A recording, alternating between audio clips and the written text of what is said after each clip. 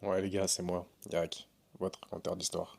Nous sommes le 24 mars, et c'est ce jour-là qu'il s'est passé ça. So on Mike Hawthorne, Tony Rolt, and the other Jaguar drivers.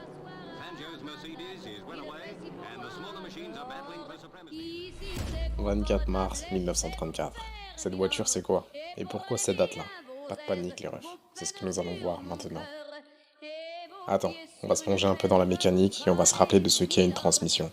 Pour la faire courte, une transmission sur un véhicule, c'est où est-ce que l'énergie produite par le moteur va être envoyée. Sur le schéma, on voit que le moteur est à l'avant et que l'énergie est envoyée dans les roues avant. C'est donc elles, les roues motrices. On va parler alors de traction. A l'inverse, quand l'énergie est envoyée dans les roues arrière, on va parler de propulsion. Et pour finir, quand l'énergie est répartie dans toutes les roues, on parle de transmission intégrale. Enfin bref, revenons-en à nos pistons. 24 mars 1934. André Citroën nous présente la traction avant. Ouais, c'est le nom du véhicule. Mais vous l'avez compris, c'est une traction. Donc ce sont les deux roues avant qui sont motrices. Rentrons dans le vif du sujet. Cette traction avant, c'était une révolution dans le monde de l'automobile. C'était le premier véhicule équipé de ce type de transmission. Enfin, pas vraiment, mais on retiendra que celui-là. Même si au départ, c'était un peu compliqué. D'un côté, t'avais les roues qui se décrochaient, de l'autre, la boîte de vitesse qui cassait, et ça, c'était sans compter la carrosserie qui se détachait. C'était une galère.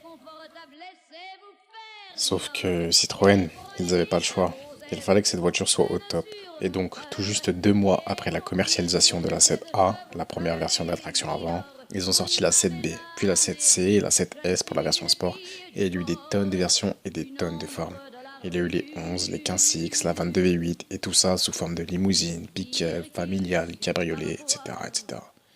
C'est pas loin de 760 000 exemplaires vendus, et ça, sans compter les versions pour l'armée. D'ailleurs, elle fut la voiture préférée de la Gestapo, puis de la Résistance, et enfin celle des gangsters.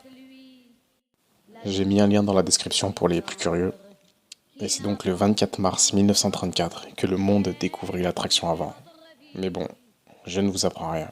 Tout ça les gars, vous le savez déjà.